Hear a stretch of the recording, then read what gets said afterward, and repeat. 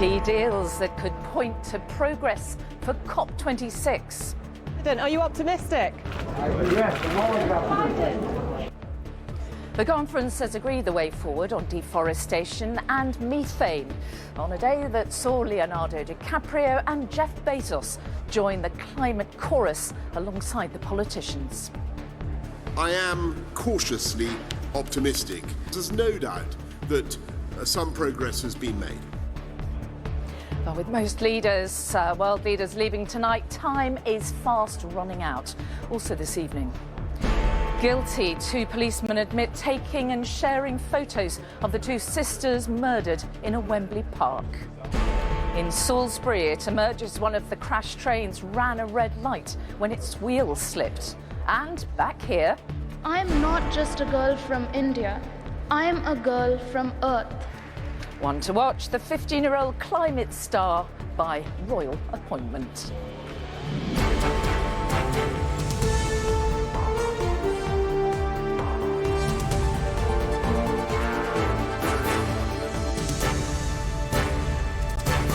From Glasgow, this is the ITV Evening News with Mary Nightingale. Good evening from Glasgow, where world powers have agreed key deals on emissions and protecting the world's forests to help address the climate emergency. A pledge to cut methane emissions by 30% by 2030 could help keep temperature rises within the crucial 1.5 Celsius target. Now, methane is the main greenhouse gas after carbon dioxide, and as it clears more quickly than CO2, reducing that will significantly help to slow global warming. There was also a promise today to end and reverse by 2030 deforestation, which plays such a major role in controlling the amount of CO2 in our atmosphere. Significant steps, both of them, but there's still much more to achieve, as our deputy political editor, Anushka Astana, reports. Well, let's all sit down. Day 2 of COP26 and Boris Johnson on a charm offensive. Meeting, signing, schmoozing, trying to find a way through before world leaders leave Glasgow tonight. Prime Minister, can you deliver? Hello, Nightingale. I'll answer your questions later. We've got a press conference later. Keeping the media waiting, but not the delegates. A flurry of announcements began with...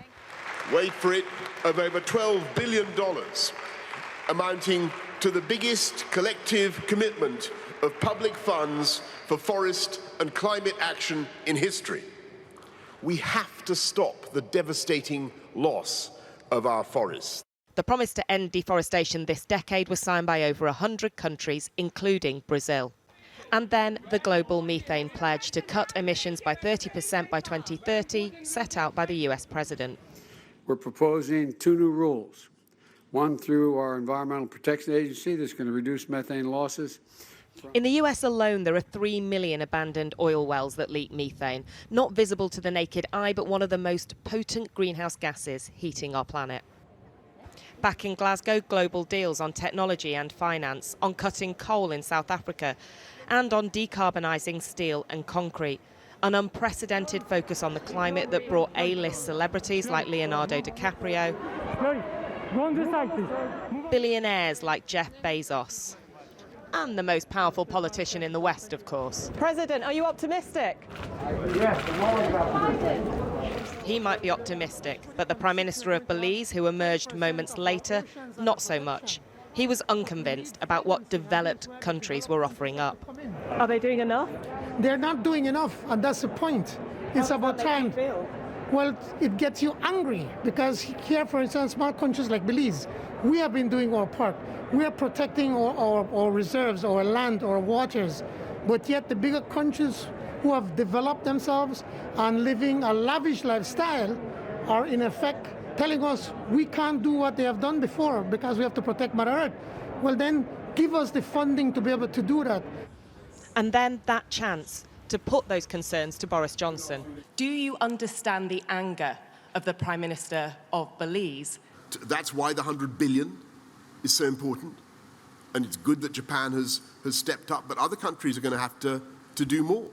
I'm not going to disagree with what the Prime Minister of Belize has said, or indeed with anybody who says that the world in the remaining days that we have in this COP, the world has a lot more to do. Because while environmentalists welcome today's announcements, there are still huge gaps, with little global movement yet on coal. Meanwhile, the deadly impact of the climate crisis continues to loom, and the clock is still ticking down. Anushka Astana, ITV News. Well, the ambitious pledge to end deforestation will cover 85% of the world's forests. It could make a really big difference in stopping the relentless rise in global warming. Wild landscapes need restoring across the planet, and every single tree can make a difference. As Rachel Younger now reports from the Scottish rainforest, 150 miles north of here. On the slopes of the Scottish Highlands, ancient rainforest. It's easy to forget that it once covered most of Britain. A reminder of how rich our woodlands once were and how poorly we've conserved them. We had the birch mixed up part of the rainforest side of things. The oak is a big part of that. We'll have hazel and ryan. Here, they're caring for our native species. The tree's beauty never in question, but right across the world, they're also part of the answer as one of our best defences against global warming.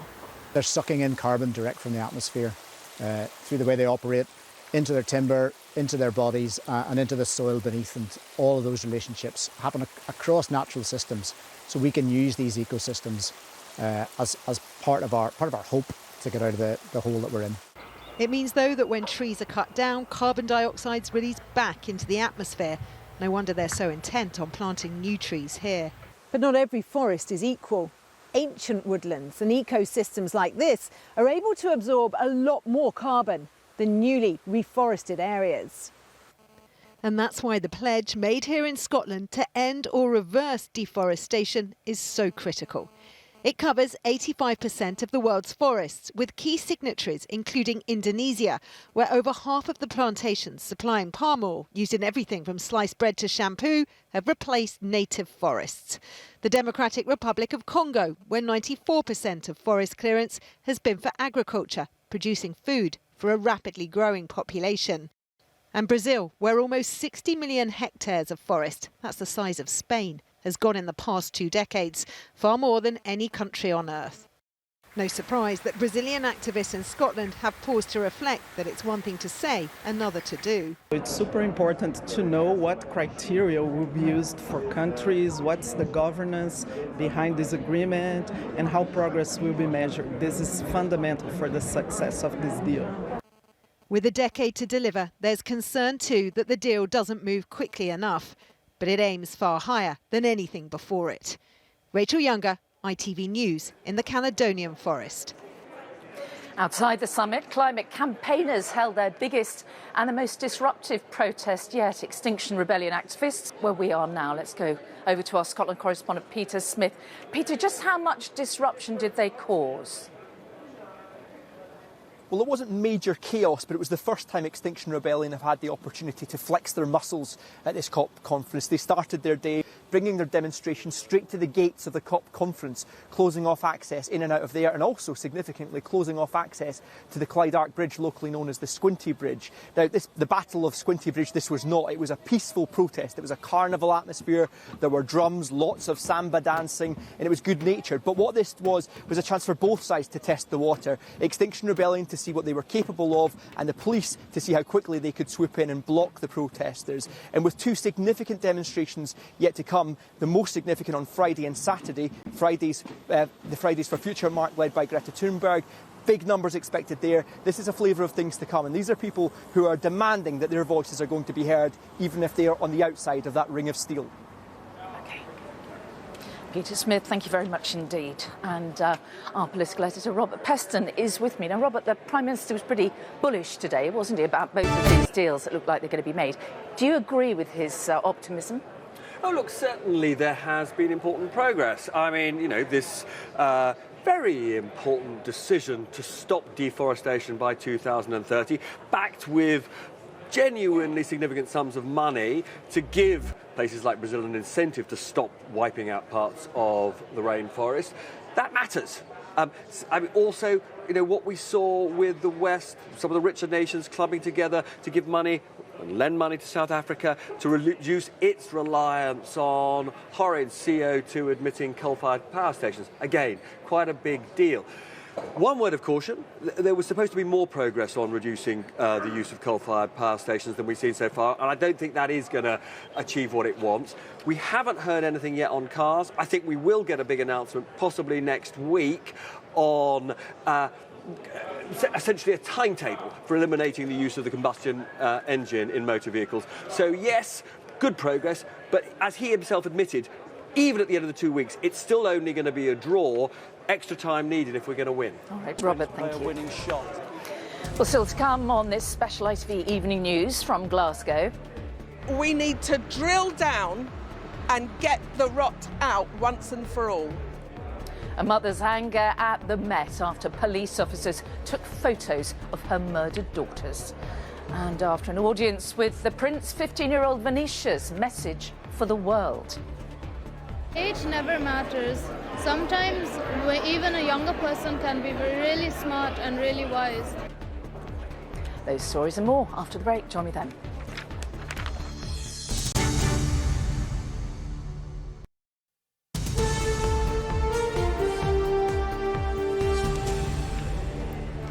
And welcome back to Glasgow and the COP26 Climate Summit, and we will have much more on events here in just a moment. But first, 2 police officers have admitted taking photos of 2 murdered sisters and then sharing them with colleagues. The women, Bieber Henry and Nicole Smallwood, were found dead in bushes in a northwest London park in June last year. Outside the court today, their mother called on the Met Commissioner, Dame Cressida Dick, to get the rot out of her force once and for all. Sejal Karia reports. Are you going to apologise for what you did? No response and no apology from PC's Jamie Lewis and Dennis Jaffa as they left court. 2 police officers who'd betrayed their badge and violated the trust and faith it afforded them by taking and sharing deeply offensive images of the bodies of murdered sisters Nicole Smallwood and Bieber Henry at the crime scene they were sent to protect. Their mother Mina found out while she was in the midst of despair, planning their funerals. It was the final straw. You know, you go to London to start to prepare the funeral of your dead children, and then you're forced to have a meeting to tell you that police officers that should have been protecting the area had actually taken selfies and sent them out to a dentist and a doctor and a WhatsApp group. It's a job where human beings should matter to you. The 2 uniformed officers who'd been sent to guard the crime scene where the sisters were found dead instead breached the cordon to take photos of the bodies and shared them on a WhatsApp group. Jaffa took 4, he's now resigned from the force. Lewis took 2, even superimposing his face on 1, and shared images with a group of 42 police officers using degrading and sexist language. The actions of PC Jamie Lewis and former officer Dennis Jaffa, they were sickening. A culture where some officers don't see anything wrong with sharing deeply offensive messages, and where others feel unable or unwilling to challenge, has to change, and it has to change now. Mina Smallwood went further, criticising the Metropolitan Police, its handling of the case and its Commissioner Cressida Dick. Her shoddy way of behaving and her responses since all of this has come out, she hasn't contacted us to say, I'm really sorry. We need to drill down and get the rot out once and for all.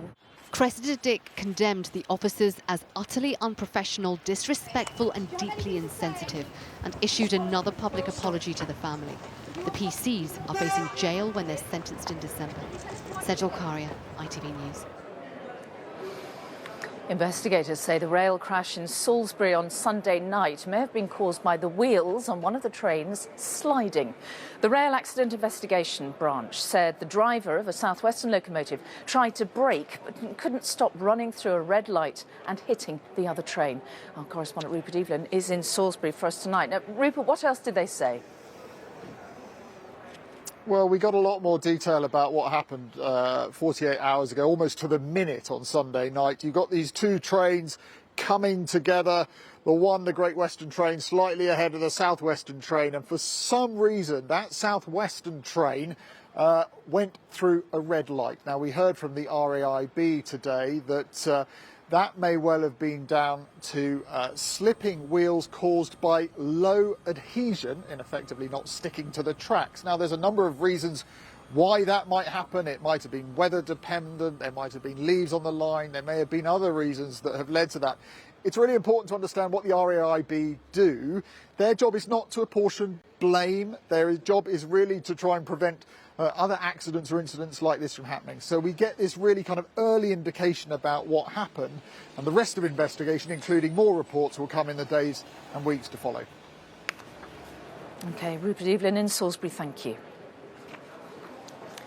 Now, the three people who died in a paddleboarding accident in West Wales over the weekend, Haverfordwest, on Saturday, when they got into difficulties. Former soldier and father of three, Paul O'Dwyer, also died in the accident.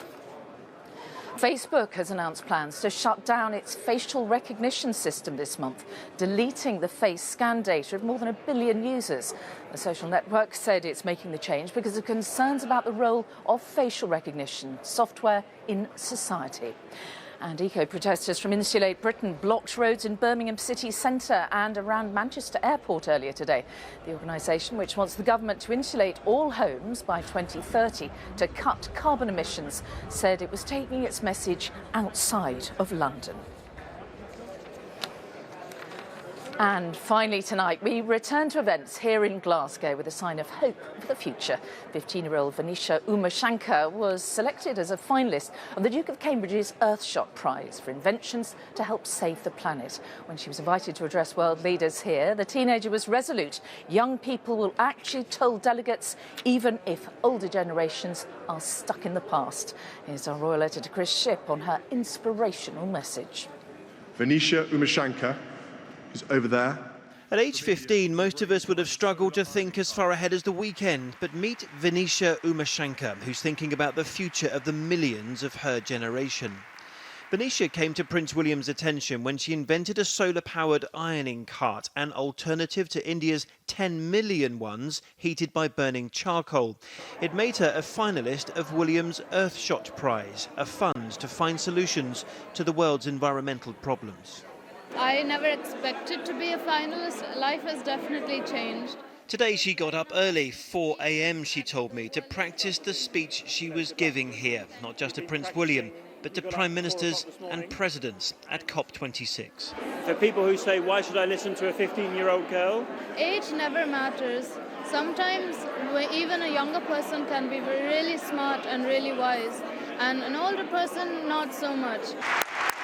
So when it came to this younger person telling the older ones what they should do, all Vinisha's practicing early this morning paid off. Many of my generation are angry and frustrated at leaders who have made empty promises and failed to deliver. Prince William was looking on from across the stage, but from this teenager, there was more to come. Let me be clear. We will lead even if you don't. We will act even if you delay. And we'll build the future, even if you are still stuck in the past. It was a reminder to everyone in this room why they were here. And we are confident you will hear the name Vinisha again. Chris Shipp, ITV News, Glasgow. I think we are indeed. Vinisha Umashankar, one to remember. And that is all for now. Julie will be live here in Glasgow with news at 10 later this evening. But in the meantime, from me and all the team here, bye-bye.